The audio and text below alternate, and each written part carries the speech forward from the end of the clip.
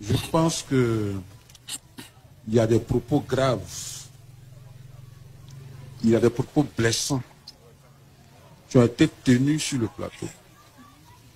Lorsqu'on parle de la mauvaise foi des populations d'Abidjan à Djamé, des Tchamas qui ont tout donné, j'ai dit bien qui ont tout donné. Et je voudrais dire que ce n'est pas gentil.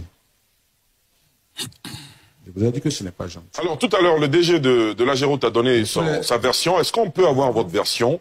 À quel moment l'État a failli dans la mise en œuvre jusqu'au malheureux incident de jeudi dernier?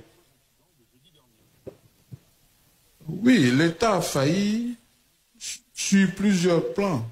Comment? Dites-nous. L'État a failli parce que nous, population d'Abidjan à Djamé, qui avons tout donné, en retour, l'on a décidé purement et simplement de tuer nos parents, de détruire nos maisons et de venir publiquement sur l'antenne NCI dire que nous sommes de mauvaise foi.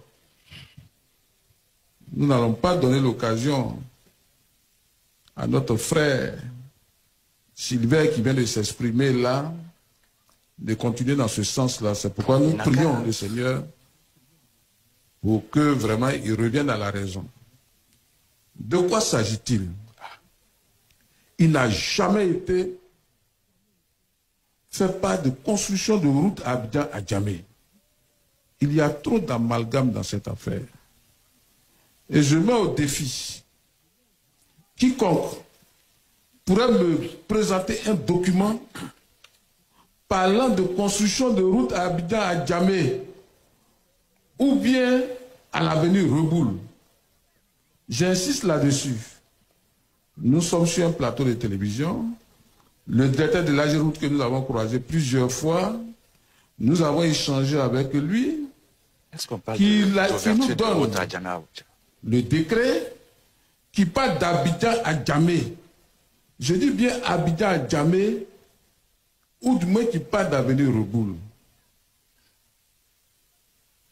Donc il n'y a pas de route, de construction de route ici. Est-ce que c'est le projet? Il n'y a pas de construction de route ici.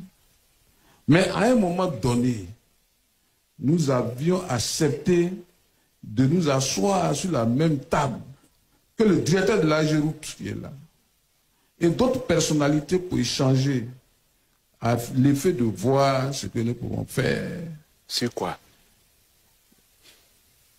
Donc, mesdames, messieurs, comprenez bien que nous ne sommes pas de mauvaise foi. D'accord.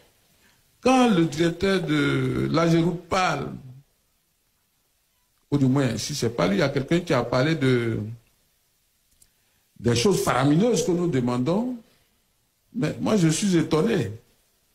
Je suis étonné d'entendre cela. Nous avons perdu beaucoup de choses. Il y a des terres qui ont été prises de force, qu'on le dise ouvertement,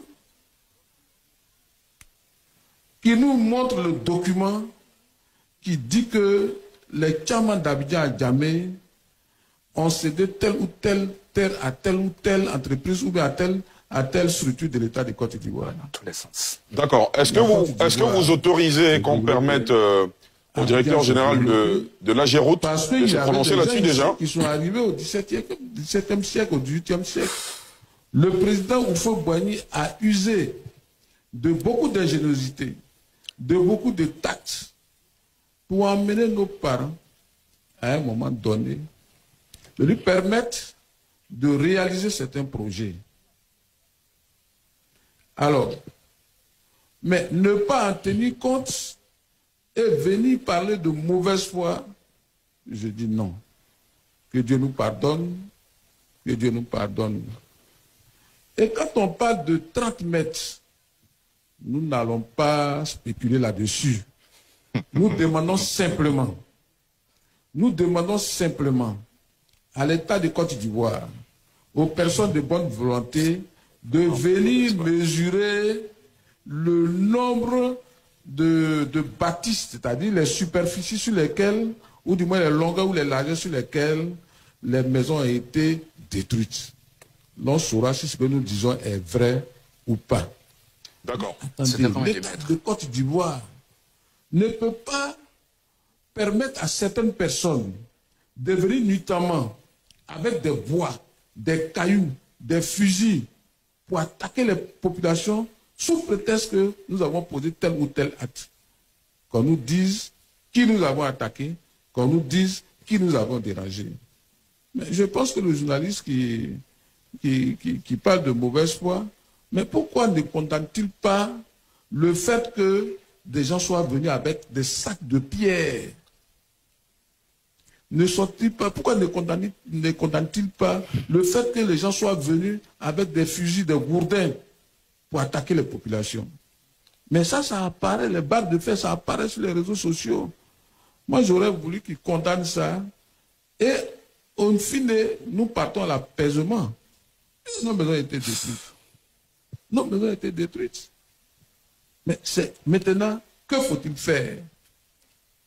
C'est le vrai problème qui est là. D'accord. Il ne faut pas remuer le couteau dans la plaie. D'accord. Je pense que lui, en tant que journaliste, si on avait fait ça dans son village, il n'aurait pas accepté. Qu'il comprenne les tchamans. Ce que vous appelez et prier. Pour tout ce que nous avons fait. D'accord, très bien. C'est bien, journaliste, je vous vois en train de gratter votre tête, ça me fait plaisir.